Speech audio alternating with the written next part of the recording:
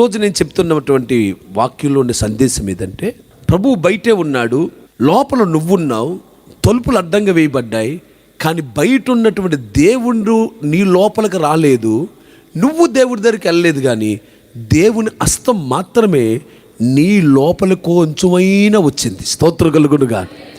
నువ్వు ప్రభువును చూడలేదు, కానీ ప్రభు యొక్క హస్తాన్ని మాత్రం నువ్వు చూడగలవు. అది గాయపరచబడిన హస్తం. చూడుము, నా అరిచేతుల మీద నేను నిన్ను చెక్కుకున్నాను. ఆ చెయ్యే ఈరోజు నీ దగ్గరకు వస్తుంది. ఎవరు ఈ చెయ్యి? ఎందుకు ఆ చెయ్యిని మన మధ్యలోకి చాపుతున్నాడు ఆయన? ఎందుకు ఆ చెయ్యి మన మధ్యలోకి వచ్చింది అని అంటే, పుల్లారా, ఇక చంటి బిడ్డకి అన్నం పెట్టాలంటే దేంతో పెడతారు? మీరు చేతితో పెడతారు. అంటే మీ చెయ్యి ఇతరులకి ఏం పెడుతుంది? తిండి పెడుతుంది. ఎవరికైనా కన్నీరు వచ్చిందనుకోండి, ఆ కన్నీరుని ఎలా తుడుస్తాం? స్తోత్రగలుగాక. ఈయన ఏడుస్తున్నాడు, అప్పులు ఎక్కువైపోయినాయి అని, కష్టాలు ఎక్కువైపోయినాయి అని కన్నీరు కారుస్తున్నాడు. అప్పుడు నేను ఇతను ప్రేమించి ఇతని కన్నీరును తుడిచాను. దేంతో తుడిచాను? చేతితో తుడిచాను, నాలుగుతో తుడిచాను. స్తోత్రం కలుగునుగా. ఈయన కన్నీరు తుడిచింది ఏంటి? నా చెయ్యి. ఇతనికి అన్నం పెట్టాలి, నా కాలుతో అన్నం పెట్టేనా? పెట్టను. నా నాలుగుతో పెడతానా? పెట్టను. ముక్కుతో పెడతానా? పెట్టను. దేంతో పెడతాను? చేతితోనే. స్తోత్రగలునుగా. పెట్టాలంటే చెయ్యి కావాలి, కన్నీరు తొడవాలంటే చెయ్యి కావాలి. ఒకవేళ కింద పడిపోయాడు అనుకోండి, అప్పుడు నేను కాలుతో లేపుతానా? లే లే లే అంటానా? అంటే దుర్మార్గం అండి. అదే నేను కన్న తండ్రిని అయితే ఏం చేస్తాను? బిడ్డా అని చెయ్యి పట్టుకుని పైకి లేపుతాను. హల్లెలూయా. పైకి లేపింది నా చెయ్యి కాదా? అన్నం పెట్టింది నా చెయ్యి కాదా? కన్నీరు తుడిచింది నా చెయ్యి కాదా? నేనున్నాను అని చెప్పేసి ధైర్యం ఇచ్చింది. భయపడకో, మేమున్నాం అంటే ఒక వ్యక్తిని ధైర్యం ఇచ్చింది ఏం చెప్పండి? చెయ్యి. డబ్బులు కావాలనుకో, డబ్బులు ఇచ్చింది చేతులు. నీకు ఆహారం పెట్టింది చేతులు. కష్టాలుంటే పైకి లేపింది చేతులు. నువ్వు భయపడకని చెప్పేసి భుజం మీద చెయ్యేసింది చెయ్యి. ఇంకా కావాలంటే నిన్ను కౌగిలించుకునేది ఇలా పెట్టుకుని ఆదరించింది ఏం చెప్పండి? నేనున్నాను అని ధైర్యం ఇచ్చి, నిన్ను ప్రేమించి, నిన్ను నేను హక్కుని చేర్చుకునేది ఏదో తెలుసా? చెయ్యే. హల్లెలూయా. ఇప్పుడు ఆ దేవుని యొక్క చెయ్యే ఈరోజు క్రిస్మస్ శుభదినం రోజున భూమి మీదకి వచ్చిందండి. హల్లెలూయా. మీలో ఎప్పుడైనా ఎవరైనా దేవుని చూసారా? చూడలేదు. ఎప్పటికైనా చూడగలరా? చూడలేరు. దేవుణ్ణి చూసి బ్రతకటం ఎవరికైనా సాధ్యమా? సాధ్యము కాదు. ఎందుకు సాధ్యం కాదు అంటే, దేవుణ్ణి చూసేటంత కళ్ళు మనవి కావు, దేవుణ్ణి చూసేంత శక్తి మనకు లేదు, దేవుని చూసేంత సామర్థ్యం మనకు లేదు, దేవుని చూసేంత పెద్దవాళ్ళం మనం కాము. హల్లెలూయా. అందులో ఎవరు ఎప్పటికీ కూడా దేవుని చూడలేరు. నాకు దేవుడు కనబడ్డాడు అంటే దేవుని యొక్క ఏదో అంశ కనబడిందే తప్ప దేవుడు మాత్రం నీకు కనబడ్డాడు. దేవుణ్ణి చూస్తే వెంటనే నువ్వు పేలిపోయి చచ్చిపోతావు. హల్లెలూయా. ఎందుకు చూడలేవో ఒక చిన్న ఉదాహరణ మీకు నేను చెప్తాను. స్తోత్రం కలుగునుగా. దేవుడు చిన్నోడేం కాదు, చాలా పెద్ద ఆయన. ఎంత పెద్ద ఆయనంటే ఈ భూమిని ఆకాశాన్ని ఆయనే కలగజేశాడు. భూమి ఎంత ఉంటుంది చూడాలనుకుంటే ఒకసారి ర్యాకెట్ ఎక్కి అలాగ ఆకాశ మండలంలోకి వెళ్తే పెద్ద బంతిలా కనపడుతుంది భూమి. మన ఇండియా ఎంత ఉంటుందంటే ఆ బంతి మీద, బంతి పెద్ద ఫుట్బాల్ బంతి అయితే అందులో రూపాయి కాసు అంత ఉంటుంది మన ఇండియా. ఆ రూపాయి కాసు దాంట్లో 1 అని అంకేస్తుంది, 10 రూపాయలు 10 అని చెప్పేసి 1 అని అంకేసాం, 1 అంత ఉంటుందండి మన ఆంధ్ర. అందులో కాకినాడ అసలు కనపడదు. ఆ కాకినాడలో వీకే రాయిపురం, వీకే రాయిపురం నువ్వు. హల్లెలూయా. ఇంత పెద్ద భూమిని చేసింది ఆయన చేతులట. యోబు గ్రంథంలో రాయబడి ఉంటాయి, నీ హస్తములే భూమిని నిర్మించినవి. హల్లెలూయా. ఏమండి, మీరు ఎప్పుడైనా సున్నుండలు చేశారా? అల్లుడు గారు వస్తున్నాడు, సున్నుండి ఎంత చేస్తాం? ఎంత అటండి? అది అంత ఈయనకి వాళ్ళ అత్తగారు చేసిందటండి. సున్నుండి ఎంత చేయగలం? ఇంత చేయగలం, ఇంత చేయగలం. అంటే మన చెయ్యి ఎంత ఉందో అంతకు మించి మన సున్నుండ చేయలేం. సర్వసాధారణంగా ఉండలు ఎంత చేస్తామంటే చిన్న చిన్న ఇంత నొక్కితే ఇలా నొక్కితే ఇదిగో ఈ బాల్ అంత వస్తుంది మనకు ఉండ. ఇంకొంచెం చేయాలంటే ఇంకొంచెం అలా పెడితే ఇంకొంచెం పెద్ద వస్తుంది. కాదు ఇంకా పెద్ద చేయాలంటే ఇలా ఇలా ఇలా ఇలా ఇలా ఇలా నొక్కితే ఇంత వస్తుందండి. అలా కాదు, ఇంకా పెద్దది చేయాలంటే అలా నొక్కితే మొత్తం మీద చేయగలదు. ఎంత చేయగలం అంత చేయగలం, అంతకు మించి చేయలేదు. మరి ఎవరి చేతులు ఇంత పెద్ద భూమిని మట్టిని తీసుకుని ఇలా నొక్కి ఎవరు చేశారంటారు? చెప్పాలి, గట్టిగా చెప్పండి. దేవుడు చేశాడు కదా. ఇప్పుడు దేవుడి చేయి చిన్నగా ఉంటుందా పెద్దగా ఉంటుందా? ఎంత పెద్దగా ఉంటుంది? ఆయన అరిచేయి ఎంత ఉంటుంది ఇప్పుడు చెప్పండి. ఇప్పుడు ఒకవేళ శుభ్రంగా చెప్పాలంటే ఒకవేళ చిన్నగానే చెప్పుకుందాం. ఆయన అరచేయి ఎంత ఉంటుందంటే భూమి అంత ఉంటుందండి, ఒక గట్టిగా ఉంటాయి. కానీ యాక్చువల్గా ఆయన చెయ్యి ఆయన అరచేయి అంత లేదు భూమి అండి. ఆయన భూమి ఎంత ఉందంటే ఆయన చిటికినేళ్ళు గోరులో సగం ఉందండి భూమి. స్తోత్ర కలుగుడుగాక. ఆయన భూమిని ఎలా చేశాడంటే ఇలా అన్నాడు, అంతే భూమి అయిపోయిందండి. చంద్రుడు సూర్యుడు చంద్రుడు అన్నిటిని చేశాడు. మట్టినంతా తీసుకుని ఇట్లా నొక్కగానే భూమి ఇంత అందమైన భూమి తయారైంది. దానికి చిన్న గుంటలు పెట్టి నీళ్ళు వేసాడట, సముద్రమైందండి. దానిపైన అక్కడక్కడ గొప్పలు పెట్టాడట, కొండలైంది. స్తోత్రగలుగాక. అక్కడక్కడ చిన్న పొలాలు నాటినట్లుగా మొక్కలు నాటాడండి. ఆ పైన చిన్న మట్టితో నిన్ను నన్ను చేసి చిన్న ముక్కుడు ఉప్పని ఊస్తే ఎగిరి గొంతులేస్తున్నామండి. స్తోత్ర కలుగునుగా. గొంతులేసి ఎవరి మీద గొంతులేస్తున్నాం? పైగాని చేసినోడి మీదే. అప్పుడు మన పిల్ల చంపేస్తాను, ఇడు కొట్టేస్తాను అంటాడు. ఒకడు ఎవడు ఎంత ఉంటాడు, వచ్చేసి గబగబా తాత మీదకి వచ్చి డిస్సుని కొట్టేస్తాడు. వాళ్ళ తాత గుద్దుంటాడు అన్నాడు. కానీ వాడికి ఎంత రోసమో. నువ్వు కూడా అలాగే ఎవరి మీద పోరాడుతున్నావు తెలుసా? దేవుడు ఎవరో, ఈ పాస్టర్ ఎవడో, జరికేత్తా, పొడిచేత్తా, చంపేస్తా. ఏం చంపేస్తే మా ప్రాణాన్ని చంపుతావు, కానీ ఆత్మని ఎవడు? ఆత్మ శాశ్వతమైంది నాన్న. అందువల్ల దేవుడి దగ్గరికి వస్తే దేవుడు ఎప్పుడు నీకు సంతోషాన్ని ఇస్తాడు. ఈ క్రిస్మస్ శుభదినాన్న మీ అందరినీ దేవుడు ఆశీర్వదించుడుగా. ఇప్పుడు మీకు అర్థమైందనుకో, ఆయన చెయ్యి ఎంత పెద్దది, చాలా పెద్దది. ఇప్పుడు ఆయన మట్టితో భూమిని చేశాడు. మరి సూర్యుని ఎలా చేశాడు? ఆయన అగ్ని నిప్పుని నొక్కి ఒక అగ్ని గోళం తయారు చేశాడు. దాని పేరే సూర్యుడు. హల్లెలూయా. ఇప్పుడు తయారు చేసినోడు గొప్ప, తయారైన వస్తువు గొప్ప. ఈ బుడగ ఎంత అందంగా ఉందో, బుడగ గొప్ప, బుడగను ఊదినోడు గొప్ప. ఊదినోడు గొప్ప, చేసినోడు గొప్ప. ఆ బుడగ ఎంతసేపు ఉంటుంది? ఒక 3 రోజులకు బుడగ చప్పగా చల్లారిపోతుంది. అలా ముసల్దాన్లాగా అయిపోతుంది, ముడిసిపోతుంది. ఆ తర్వాత అందులో గాలిపోయి ఏముండదు. మనమంతే గాలిపోయి ముడిసిపోతాం. మన బతుకు బుడగ లాంటిది, అందాల బుడగ లాంటిది. సో ఈరోజు నేను చెప్తున్న మాటనండి. దేవుని హస్తమే సూర్యుని చేసింది, దేవుని హస్తమే భూమిని చేసింది, దేవుని హస్తమే ఆకాశాన్ని చేసింది. సమస్తమును నిర్మించింది దేవుని హస్తమే. ఆయన చేతులే మనకి రూపాన్ని ఇచ్చినాయి. ఆయన చేతులే మనకి ఈ స్వరూపాన్ని ఇచ్చినాయి. ఆయన పోలికలో మానవుని దేవుడు చేసుకున్నాడు. స్తోత్రం కలుగుడుగాక. సమస్త సృష్టి దేవుడు పోలిక కాదు. ఒక సింహం, ఒక ఏనుగు, ఒక కోతి, ఒక కొండ, ఒక బండ, లేకపోతే ఒక ఊరు, లేకపోతే ఒక సముద్రము, ఒక నది, ఇవన్నీ కూడా దేవుని పోలిక కాదు. దేవుని పోలిక సృష్టిలో ఎవరైనా ఉన్నారంటే నువ్వు నేనే దేవుని బిడ్డ. మనల్ని దేవుడు తన పోలికలో చేసుకున్నాడు. అయితే చిన్న మాట, ఈ దేవుని ఎందుకు చూడలేమో ఒక చిన్న విషయం చెప్పి నేను త్వరగా ముగిస్తాను. స్తోత్రం కలుగునుగా. హల్లెలూయా. ఒకరోజు సీమ అందట, రాణి సీమ దగ్గరికి వెళ్ళి, అరేనా అమ్మ నాకు ఏనుగును చూడాలందమ్మా, అన్నిటికన్నా పెద్దదంట కదా. మనమేమో సీమ అంటాం కదా, చింతే ఉంటామంట. ఏనుగు చాలా పెద్దంట కదా, చూడాలందమ్మా అన్నదంట. ఏనుగు దగ్గరికి వెళ్దాం రా అని చెప్పేసి ఈ పెద్ద తల్లి ఏనుగు దగ్గరికి తీసుకెళ్ళిందండి. ఏనుగు కాలు ఎక్కిందండి. కాలు మించి అలా పాకుతూ వెళ్తుందండి. పైకంట పొట్ట మీదకి వచ్చిందండి. చూసావా ఏనుగుని అన్నది. ఎక్కడుంది అన్నాడు. మనం ఉన్నది ఏనుగు మీదే అన్నాడు. నోరు ముయ్యి, ఇదంతా నల్లని తారు రోడ్లో ఉంది, ఎంత చూసినా భూమే కనబడుతుంది. అది కాదే, నువ్వు ఏనుగు మీద ఉన్నామే బాబు, మనం ఏనుగు లేదంటావేంటంటే నువ్వు మాట నమ్మనని అలా వెళ్తున్న జాన్సన్ గారిని చూసింది సీమ. చూసి ఎవడో పాట్ర గారు ఏనుగు ఎక్కడ ఉంది అన్నాడు. ఏనుగు ఎక్కడ ఉంటే పెట్టి నువ్వు ఉన్నది ఏనుగు మీద అన్నాడు. అదే మా అమ్మ మాటే మాట్లాడుతున్నారంటే మీరు కూడా నువ్వు ఉన్నదే ఏనుగు మీద. ఎక్కడున్నా ఏనుగు మీద అంటే ఏనుగు పొట్ట మీద ఉన్నావు నువ్వు అన్న. ఇంకొంచెం పైకి పోకుండా అడ్డు వస్తుందట.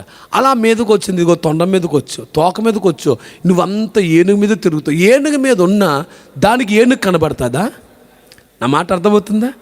ఏనుగు మీద ఉన్న ఏనుగు కనబడదు. కారణం ఏంటంటే ఏనుగు చాలా పెద్దది సీమతో పోలిస్తే. ఇప్పుడు దేవుడు చాలా పెద్దవాడు.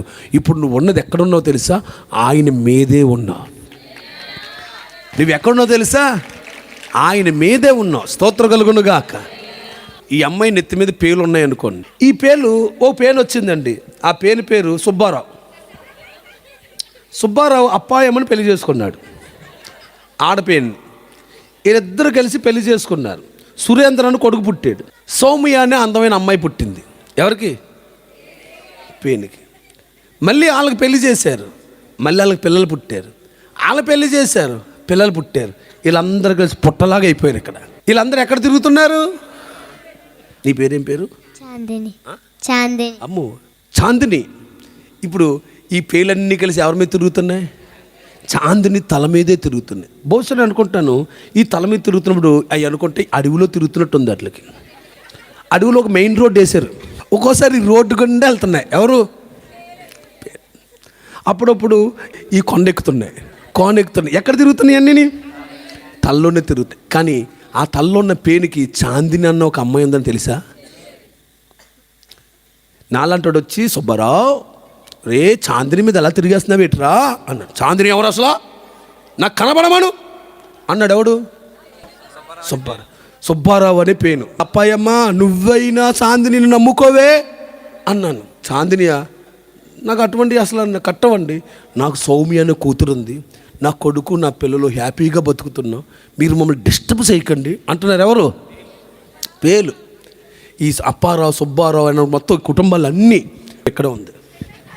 స్తోత్ర కలుగును గాక. వీళ్ళకి ఎవరు తెలియట్లేదు చాందిని ఎవరో. ఇక్కడే తిరుగుతుంది. ఎవరు ఏదో రోజున కోపం వచ్చింది మా చాందినికి.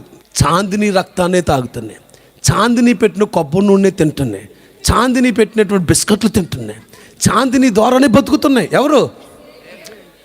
చాందిని పైన కొబ్బరి నూనె రాస్తే ఆ మురుకు ఆ ధూళి ఎన్ని వచ్చి ఇక్కడ జాయిన్ అవుతే ఆ మురికట్లకి మిఠాయిలా కనబడుతున్నాయి. స్తోత్ర కలుగును గాక. ఈ మిఠాయిలను పెట్టింది ఎవరు? చాందిని. అమ్మా చాందిని నీ వల్లే మేము బతుకుతున్నాం అని ఎప్పుడైనా అంటాయా? నువ్వు అలాగ అంటలేదు, నీకు అలాగే తెలియట్లేదు. దేవుడు ఎవరో నీకు అర్థం అవ్వట్లేదు బిడ్డ. దేవుని చూడటం నీకు తెలియట్లేదు. మరి దేవుని చూడటం ఎప్పటికైనా, చాందిని చూడటం ఎప్పటికైనా ఆ పేనుకు సాధ్యమా? ఎప్పటికైనా అవుతాదా? సాధ్యం కాదు. స్తోత్ర కలుగునుగా. అలాగే నువ్వు కూడా యేసయ్య మీదే తిరుగుతున్నావు. ఎపిసిల్ రాసిన పత్రికలో అక్కడ ఇలా రాయబడి ఉంటుంది 4వ అధ్యాయంలో, దేవుడు అందరిలోనూ ఉన్నాడు, అందరిలోనూ వ్యాపించున్నాడు, మనమందరం ఆయనలో ఉన్నాము. ఎపిసిల్ రాసిన పత్రిక 4వ అధ్యాయము, కొలసీలు రాసిన పత్రిక 1వ అధ్యాయంలో ఈ మాటలు ఉంటాయి. స్తోత్ర కలుగునుగా. ఈ మాటలు ఉంటాయి, పేలు మాటలు ఉండవు అక్కోయ్. స్తోత్ర కలుగునుగాక. మనం ఎవరి మీద ఉన్నాము? ఎవరి మీద? మనం ఎక్కడ సంచరిస్తున్నాం? ఇదే మాట అపోస్తలుల కార్యాల గ్రంథం 17వ అధ్యాయంలో చెప్తాడు. మనమందరము ఆయనను బట్టే చెల్లించుచున్నాము, ఆయనను బట్టే ఉనికి కలిగి ఉన్నాము, ఆయనను బట్టే మనము బ్రతుకుచున్నాము. ఎవరిని బట్టి బతుకుచున్నాం? ఈ యొక్క సుబ్బారావు, అప్పాయమ్మ, సౌమ్య, సురేంద్ర అన్నటువంటి ఈ పేర్ల కుటుంబము ఎవరిని బట్టి బతుకుతుంది అంటే చాందినిని బట్టి బతుకుతుంది. అలాగే వికే రాయపురం, లేకపోతే కాకినాడ, అమెరికా, రష్యా, ఏదైతే అవునండి, వీళ్ళందరూ ఎవరిని బట్టి బతుకుతున్నారంటే ఆ పరమాత్ముడైన గొప్ప దేవుని బట్టి మనం అందరం బతుకుతున్నామండి. గట్టిగా గట్టిగా గట్టిగా గట్టిగా. దేవుడు లేడంటావేటి బిడ్డ? అసలు నువ్వు దేవుడు ఉంటే నాకు కనబడమనండి. కనబడితే నువ్వైపోతావు, కొళ్ళు పేలిపోతాయి. ఆయన చూడటం సాధ్యం కాదు. ఆయన ఏమన్నా మనలాంటి మానవుడు అనుకుంటున్నావు, నాలాగా ఎంత ఉంటాడు అనుకుంటున్నావు, 6 అడుగులు ఉంటాడు అనుకుంటున్నావు. ఇప్పుడు నువ్వు దేవుడిని నమ్మకుండా దేవుడు లేడని ఈ పేను గొంటెట్టి రక్తం తాగేసి కడుపు నిండా నింపేసుకుని ఉంటుండే. దీనికి ఎప్పుడో మా చాందిని కోపం వచ్చింది. స్తోత్రగలుగా తన చెయ్యి పైకి లేపింది. ఏం లేపింది? గోరు ఇలా పెట్టింది. అనవే ఇలా అనవే ఇలా అందండి. కరెక్ట్గా గోల్ మధ్యలోకి ఏమొచ్చాడు? సుబ్బారావు అనే పేరుగాడు వచ్చాడు. స్తోత్ర కలుగునుగా. దొరికాడు అన్నది ఎవరు? చాందిని 2 గోళ్ళు ఎట్టుకుని ఆ చేత్తో 2 అడుగులు పెట్టి ఠక్. దేవుడు ఎవరు? ఆయనతో ఆటలాడటానికి నువ్వెంతటి వాడు?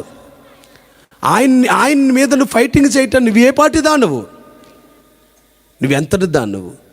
నువ్వు ఆయన మీదే రంకెలేస్తావా? ఆయన మీదే కేకలు వేస్తావా? ఆయన నమ్మి ఆయన యందు విశ్వాసం ఉంచి ఆయన కృపకు పాత్రుడైతే ఆయనే నిన్ను గొప్పవాడిగా దేవుడు చేస్తాడు. చెయ్యెత్తి గట్టిగా హల్లెలూయా చెప్దామా? ఆయన మాట విన్న మమ్మల్ని అందరినీ దేవుడు దీవించాడు. ఇంకా పేలని కానీ వినలేదనుకోండి, మా చాందినికి ఓ రోజు కోపం వస్తుంది. వాళ్ళ అమ్మమ్మ దగ్గరికి వెళ్తుంది. అమ్మమ్మ చంపు తినేస్తాయి పేలండి అంటది. అంటే ఆ పేలు దువ్వాలని తెస్తుందండి. నీ జడ ఇప్పి గులాగేలాగా తీస్తుంటే నేను అనుకుంటాను తుఫాను వచ్చినట్టు ఉంటుందని. ఈ చెట్లన్నీ కదిలిపోతున్నాయి. ఆ చెట్లు ఎక్కి కూర్చున్నటువంటి వాళ్ళందరూ, చెట్టు కింద ఉన్న వాళ్ళందరూ, పుట్ట కింద ఉన్న వాళ్ళందరూ ఆ యొక్క దువ్వెనలోకి వెళ్ళిపోయి మొత్తం గుట్ల కింద శవాలైతే వెళ్ళిపోరా. అందులో తుఫాను రాకమునిపే ప్రభు వైపు తిరగమని ప్రభు పేట చెప్తున్నాను. నీ పరిస్థితి మారకమునిపే దేవుని వైపుకి రా. హల్లెలూయా. ఇప్పుడు చెప్పండి, దేవుని చూడటం సాధ్యమా? దేవుడు కనబడటం అంత ఈజీయా? ఒకవేళ కనబడినా కనుగొనగలమా? లో, ఇప్పటికీ సాధ్యమే. అయితే దేవుడు మన దగ్గరకు రావటం ఎలాగా? ఇదిగో ఆ మర్మం చెప్పడానికి మీ మధ్య నిలబడ్డాను. ఇప్పుడు ఆ పేను మధ్యలోకి వచ్చింది ఒక చెయ్యి. నీ నోట్లోకి అన్నం పెట్టింది చెయ్యి. నీ జేబులో డబ్బు పెట్టింది చెయ్యి. నీ భుజం మీద నేను ఉన్నానని ఆదరించింది చెయ్యి. నిన్ను కౌగిలించుకుంది చెయ్యి. పడిపోతే నేను పైకి లేవనెత్తింది చెయ్యి. అదే చెయ్యి ఈరోజు మన మధ్యలోనికి శరీరధారిగా క్రీస్తు యేసు అనే పేరుతో మన మధ్యలోకి వచ్చాడండి. ఆ చెయ్యే క్రీస్తు యేసు అనే నరుడుగా మన మధ్యలోకి వచ్చాడండి. ఎందుకంటే బైబిల్ ఇలా రాయబడి ఉంది. యోహాను సువార్త 1వ అధ్యాయము 18వ వచనములో, ఎవడును ఎన్నడును దేవుణ్ణి చూడలేదు, తండ్రి రొమ్మునున్న అద్వితీయ కుమారుడే ఆయనను బయలుపరిచెను. ఆమేన్. దేవుణ్ణి ఎవడు ఎన్నడూ చూసి ఉండలేదు, ఉండటం సాధ్యం కాదు. కానీ తండ్రి రొమ్మునున్నటువంటి అద్వితీయ కుమారుడే ఆయనను, ఆ దేవుణ్ణి మనందరికీ బయలుపరిచాడు. ఇప్పుడు అద్వితీయ కుమారుని ఉన్నటువంటి ఆ చెయ్యి ఏది? స్తోత్రం కలుగునుగాక. సురేష్ జాన్సన్ గారు మన మధ్యలో ఉన్నారు. ఈయన దేవుడు.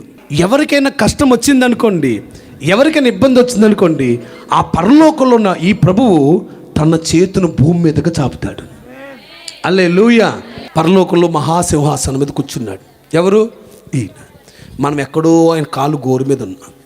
స్తోత్రం కలుగునుగాక. ఆ కాలు గోరు మీద, చిటికిన గోరు మీద మన ఇండియా ఉంది. మన వీకే రాయపురం ధూళిలా ఉంది. ఆ ధూళిలో నువ్వేమో ఎంతో నాకు తెలియదు. స్తోత్రం కలుగునుగాక. ఈరోజు నీకేదో భర్త తాగేసి బాధ పెడుతున్నాడు. దేవుడా, ఇంకా నేను బతకలేని దేవుడా అంటే, అప్పుడు ఆయన వద్దామంటే నువ్వు ఆయన చూసేంత శక్తి లేదు. అందువల్ల కష్టంలో నిన్ను ఆదరించడం కోసం తన చెయ్యిని కిందకి చాపాడు. హల్లెలూయా. నీ కన్నీరు తుడటానికి తన చెయ్యిని చాపుతున్నాడు. పడిపోయిన నిన్ను పైకి లేవనెత్తడానికి తన చేతిని చాపుతున్నాడు. చప్పట్లు కొడుతూ గట్టిగా దేవునికి స్తోత్రం చెల్లిద్దామా?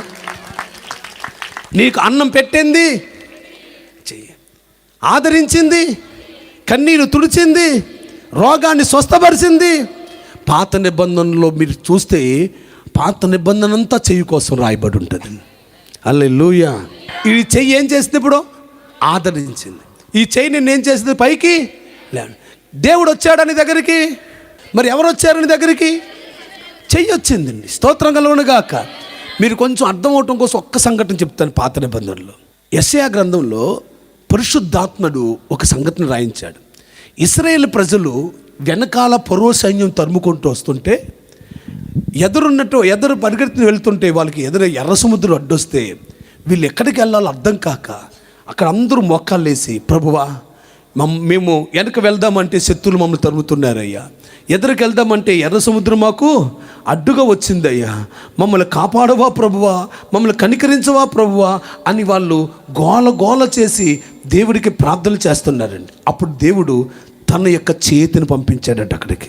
చూడండి, యెషయా గ్రంథము 63వ అధ్యాయములు 12వ వచనములో, తమలో తమ పరిశుద్ధాత్మను ఉంచిన వాడు ఏడి? మోసే కుడి చేతి వైపున మహిమ గల తన బాహు అనగా తన చేతిని పోనిచ్చిన వాడు ఏడి? తర్వాత 4వ లైన్లో, వారి ముందర నీళ్లు విభజించిన వాడు ఏడి. స్తోత్ర కలుగును గాక. నీళ్ళను విభజించిన వాడు ఎవరట? దేవుని యొక్క పరిశుద్ధ బాహువు. ఆమేన్. నేనేమో దేవుడండి, నేను మోషే నెదర. స్తోత్ర కలుగును గాక. మోషే ప్రజలందరి ముందు చేయి చాపుతున్నాడు, సముద్రం రెండు గిడిపోవాలనుకుంటున్నాడు. కానీ ఆయన చేయి చాపుతుంటే ఆయన కుడి పక్క నుంచి చేయి పోనిచ్చిన వాడు ఎవరంటే దేవుడే. స్తోత్ర కలుగును గాక. అంటే నేను అంటాను, ఎర్ర సముద్రం అలా అంటే ఆ సముద్రం గుండా తన చేతిని ఇలాగ చాపుకుంటూ వెళ్ళాడట. అంటే సముద్రం ఎట్లా ఎట్లా ఎట్లా ఇడిపోతే వెళ్ళిపోయిందట. చప్పట్లు కొడుతూ గట్టిగా స్తోత్రం చెల్లింది.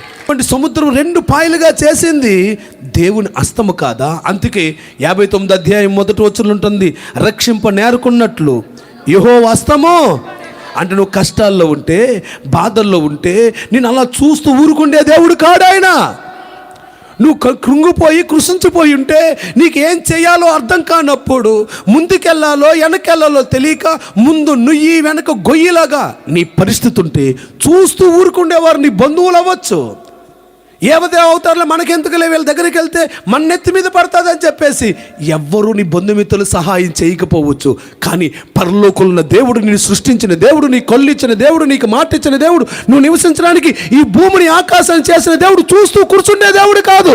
తన హస్తాన్ని నీ కొరకు చాపే దేవుడు ఆయన. తన చేతిని నీ కొరకు చాపే దేవుడు ఆయన. ఆ రోజుని ఎర్ర సముద్రం దగ్గర తన చేతిని, కుడి చేతిని, ఆ మహిమగల బాహువును తన ముందు చాపేటండి. స్తోత్ర కలుగునుగాక. ఆయన చేయి చాలా పెద్దది. ఎంత పెద్దదంటే నువ్వెక్కడ దాక్కున్నా నీ దగ్గరకు వస్తుంది, సముద్రంలోకి వెళ్ళిన నీ దగ్గరకు వస్తుంది, పాతాళంలోకి దిగిన నీ దగ్గరకు వస్తుంది, పర్వతాలు ఎక్కిన నీ దగ్గరకు వస్తుంది. దేవుడు నాకు అక్కడ దూరంగా పారిపోయిన తలుపు సందుల్లోంచి తన చేతిని పెట్టి నిన్ను బయటకు తీసుకుని రావటానికి చాపబడిన చెయ్యది. యెషయా గ్రంథం 51 అధ్యాయం 9 వచనం, యెహోవా బాహువా లెమ్ము బలము తొడుక్కో. పూర్వకాలముల్లోనూ పురాతన తరముల్లోనూ లేచినట్లు, అంటే పూర్వకాలం పాత నిబంధనలో లేచినట్లు, మోసే కాలంలో లేచినట్లు, అబ్రహాము కాలంలో వచ్చినట్లు, ఇస్సాకు కాలంలో నేను నాకు చేయినిస్తానని చేతినిచ్చినట్లు, ఆనాడు యోసేపుకు తోడైన నీ చేతిని, యాకోబుకు తోడైన నీ చేతిని, మోసేకు తోడైన నీ చేతిని, యెహోషువకు తోడైన నీ చేతిని ఈరోజు మాకు సహాయం చేయటానికి యెహోవా బాహువా లెమ్ము. హల్లెలూయా. 10వ వచనం చూడండి, అగాధ జలముల గల సముద్రమును ఇంకిపో చేసిన వాడవు నీవే కదా బాహువా. చెప్పండి, బాహువా. బాహుబలి కాదమ్మోయ్. స్తోత్ర కలుగును గాక. బాహు తెలియట్లేదు అందరికి. ఏం బలి కాదమ్మా, ఆ బాహువే బలైంది. అదే బాహుబలి ఉంటుంది. స్తోత్ర కలుగును గాక. బాహుబలి వేరు, బాహుబలి వేరు. బాహుబలి అనుకుంటారు చాలామంది. బాహుబలి కాదు, బాహుబలి. ఆ బాహువు బలయింది, అదే సిలువ యాగము. అర్థమైతే కొట్టచ్చు, మనకు అర్థం అవ్వలేదు మీకు అందరికీ. ఆ బాహువు ఏమైంది? బలయింది. ఏ బాహువు బలయింది? ఎవరి బాహువైనా బలయిందా? నేను దేవుణ్ణి అన్నవాడిని వాళ్ళు ఎవరి బాహువైనా బలయిందా? నేను గొప్పవాడిని అనుకున్న మహారుషి ఎవరైనా గొప్ప బాబా యొక్క బాహువు బలయిందా? కానీ నా యేసయ్య యొక్క బాహువు బలయింది. నా దేవుని యొక్క బాహువు కలవరిశిల్లో బలైంది, అదే బాహుబలి. ఇదేంటి పాస్టర్ గారు సినిమాల కోసం చెప్తున్నాడు, కూడా సినిమాల కోసం చెప్పట్లేదన్న.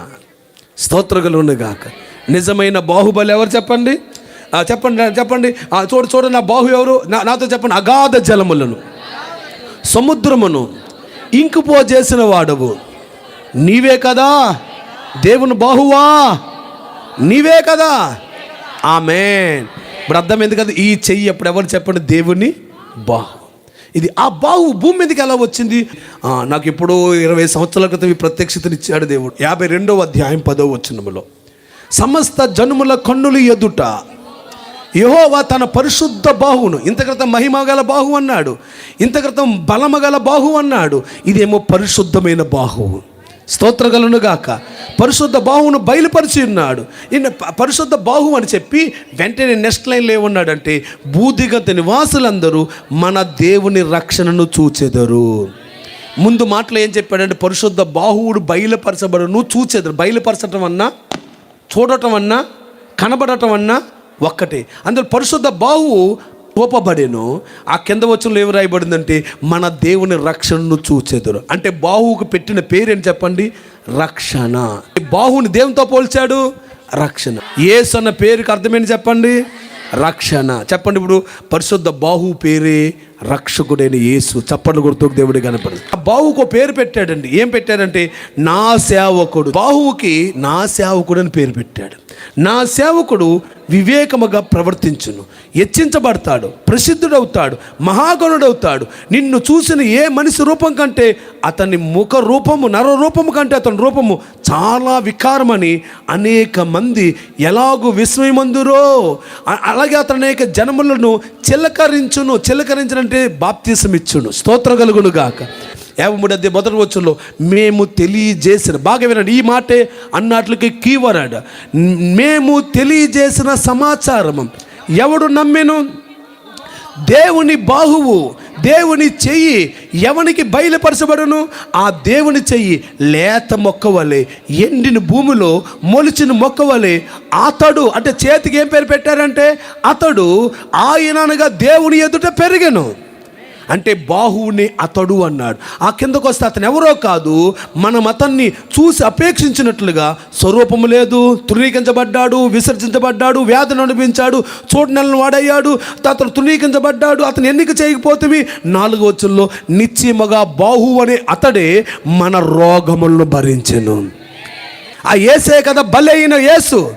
52వ అధ్యాయంలో బాహువు కోసం చెప్పాడు. 53వ అధ్యాయంలో బాహువు బలైంది. అదే బాహుబలి. స్తోత్రం కలుగును గాక. ఆ బాహువు బలయ్యాడు. ఆ బలిగా వచ్చినటువంటి యేసును తిరస్కరిస్తున్నావు బిడ్డ. ఇప్పుడు వినండి, ఈయన దేవుడు. స్తోత్రం కలుగును గాక. దేవుని యొక్క బాహువు కష్టాల్లో మన దగ్గరకు వస్తుంది. ఈ బాహువే మన దగ్గరకు వచ్చి బలయ్యింది. ఈ బాహువే నేను పైకి లేవనెత్తింది. పాత నిబంధనలో సముద్రాన్ని 2 పాయలు చేసింది బాహువే. అబ్రాముకు తోడైంది బాహువే. ఇస్సాకు నిలబెట్టింది బాహువే. యోసేపుకి ఐగుప్తు దేశంలో తోడుగా నిలబడింది ఈ బాహువే. స్తోత్రం కలుగును గాక. అయితే ఈ బాహువుని ఈరోజు శరీరము దార్చుకొని యేసు అన్న రూపంతో మన మధ్యలోకి వచ్చింది. యేసు దేవుని చూసిన వాడు ఎవడూ లేడు. దేవుణ్ణి చూడటం కూడా ఎవరికి సాధ్యమయ్యేది కాదు. కానీ బాగా వినండి ఇప్పుడు చివరి మాట. దేవుని రొమ్మునున్న అద్వితీయ కుమారుడే ఆ దేవుణ్ణి బయలుపరిచాడు. ఇప్పుడు ఈ బాహువు ఎక్కడుంది? దేవుని రొమ్మున. స్తోత్రం కలుగును గాక. ఈ బాహువు ఎక్కడుంది? దేవుని కడుపులో. ఈ బాహువు దేవుని చెవిలో. ఈ బాహువు దేవుని కన్నులో. ఎక్కడుంది? ఒక్క మాటలో చెప్పాలంటే ఈ బాహువు దేవుని గుండెలోంచి బయటకు వచ్చింది, దేవుని హృదయంలోంచి వచ్చింది. ఈ బాహువు దేవుని గుండె చప్పుడు, ఈ బాహువు దేవుని హృదయము, ఈ బాహువు దేవుని హృదయంలోంచి బయటకు వచ్చింది. శరీరము దాల్చుకుని మన మధ్యలో నిలబడింది. ఈరోజు ఆ యేసుని కాదంటే దేవుని బాహువునే నువ్వు కాదంటున్నావు, దేవుణ్ణి తిరస్కరిస్తున్నావు. ఇప్పుడు ఆ బాహువు తలుపు సందుల్లోకి వచ్చింది. అది ఆ మంచుకు తడిసిపోతుంది. ఎంతసేపుకి తలుపు తీయపోయేసరికి ఆ యేసు యొక్క తలంతా మంచుకు తడిసింది. కానీ యేసు తన బాహువుని కొరకు చాపుతున్నాడు, రక్తం చిందిస్తున్నాడు. ఈ రోజైనా యేసు వైపు తిరుగు. యేసు శరీరము దాల్చుకున్నాడు. ఆమెను చెప్దామా? ఆ శరీరం దాల్చుకోవటానికి వచ్చిన ఈ రోజే క్రిస్మస్. ఈ రోజే క్రిస్మస్. క్రిస్మస్ అంటే ఏదో కాదు, దేవుడు తన రూపాన్ని మనిషి రూపంగా మార్చుకున్నాడే, అదే క్రిస్మస్ అంటే. చప్పట్లు కొడుతూ గట్టిగా దేవుని కనపడదామా? ఇప్పుడు దేవుణ్ణి ఇప్పుడు ఎవరు బయలుపరచగలరు? యేసు మాత్రం బయలుపరచగలరు. చివరి మాటలు ఈ మాటలు వినండి. ఇప్పుడు యేసు దేవుని చెయ్యి ఏం చేసిందో అదే పైన ఈరోజు చేస్తుంది. ఆ రోజు దేవుని చెయ్యి నీళ్లను రక్తంగా మార్చింది మోసే కాలంలో. ఇప్పుడు యేసు చెయ్యి నీళ్లను రక్తము లాంటి రంగులో ఉన్న ద్రాక్షరసంగా మార్చింది. ఆనాడు దేవుని చెయ్యి పాత నిబంధనలో ఎటువంటి అద్భుతాలు చేసిందో కొత్త నిబంధనలో యేసు అద్భుతాలు చేశాడు. గుడ్డువారి కొండలు తెరిచాడు, మూగువారికి మాటిచ్చాడు, చనిపోయిన వారు లేవనెత్తాడు, కృంగిన వారిని పైకి లేవనెత్తాడు, పాపాత్మల్ని పరిశుద్ధులుగా మార్చాడు. అది పరిశుద్ధమైన బాహువు. ఈరోజు ఆ యేసు దేవుణ్ణి బయలుపరిచాడు. దేవుని చూడాలనుకుంటే యేసును చూస్తే చాలు. అందుకే యోహాను సువార్త 14 అధ్యాయాలు చెప్తున్నాడు, నాకు తండ్రిని కనబరచు, దేవుని కనబరచు, అంతే చాలు అని ఒక వ్యక్తి అడిగితే యేసు అన్నాడు, నన్ను చూసిన వాడు దేవుని చూసినట్టే. ఆమె ఈ చెయ్యిని చూస్తే ఈయన కనబడట్లేదు, మనకేం కనబడుతుంది? చెయ్యే కనబడుతుంది. ఈ చెయ్యిని చూస్తే ఎవరిని చూసినా ఈ చెయ్యి ఎవరిది? దేవుడిది. అంటే ఈ చెయ్యిని చూస్తే నన్ను చూసిన. ఒకసారి మోషే అడుగుతాడు దేవుడిని, దేవా నిన్ను నేను చూడాలనుందయ్యా, నీ మహిమను చూపించయ్యా, నువ్వు నాకు కనబడాలంటే నన్ను చూస్తే చచ్చిపోతావు మోషే, నేను చిన్నవాడిని కాదు మోషే, నేను వస్తే నువ్వు తట్టుకోలేవు మోషే, నువ్వు అబ్బాయి కుదరదు, నేను నాకు చూస్తాను కానీ కుదరదు, చచ్చిపోతాను నేను అంతా అన్నాడు. కానీ దేవుడేమో తన భక్తుల ప్రార్థనేమో త్రోసి. అయితే ఒక పని చేస్తాను, బండ సందులోకి వెళ్ళు, ఆ బండ మధ్యలోకి వెళ్ళి నిలబడు, ఆ సందుల్లో ఉండు, నేను ఆ సందుల్లో నా చెయ్యిని పెట్టి దాటి వెళ్ళిపోతాను. అప్పుడు మోషే చూసింది దేవుని కాదు, దేవుని చేతిని చూశాడండి. చప్పట్లు కొడుతూ దేవుని కనపడండి. ఇప్పుడు ఆ చెయ్యి ఎవరు చెప్పండి? యేసు. అపోస్తలుల కార్యాల గ్రంథము 4వ అధ్యాయములో 29వ వచనములో, ప్రభువా ఈ సమయమందు వారి బెదిరింపులు, మనల్ని బెదిరిస్తే వారి బెదిరింపులను చూడు నాయన, రోగుల్ని స్వస్థపరచడానికి నీ పరిశుద్ధ సేవకుడైన యేసు నామం ద్వారా మేము సూచక్రియలు మహత్కార్యములు చేయటానికి నీ చెయ్యి చాచి ఉండగా నీ దాసులు బహుధైర్యముగా నీ వాక్యాన్ని బోధించినట్లు అనుగ్రహించము. వారు అలా ప్రార్థన చేయగానే భూమి కంపించింది, అందరూ ఆత్మతో నింపబడ్డారు, దేవుని వాక్యాన్ని ధైర్యంగా. అంటే అపోస్తలుల అందరి మీదకి ఏంది చాపబడిందంటే దేవుని చేయి చాపబడింది. ఈరోజు ఇక్కడ వేదిక మీద ఉన్న ఈ సేవకులందరి మీదకి దేవుని హస్తము చాపబడును గాక, దేవుని చేయి వీరందరికీ తోడైనను గాక. మీ అందరికీ మోషేకు తోడైనట్లుగా దేవుని హస్తం మీకు తోడైనను గాక. మోషేకు తోడైన దేవుడే యెహోషువకు తోడైనట్లుగా మీకు తోడైనను గాక. మీ అందరి జీవితాలు దేవుని కర్మకును గాక.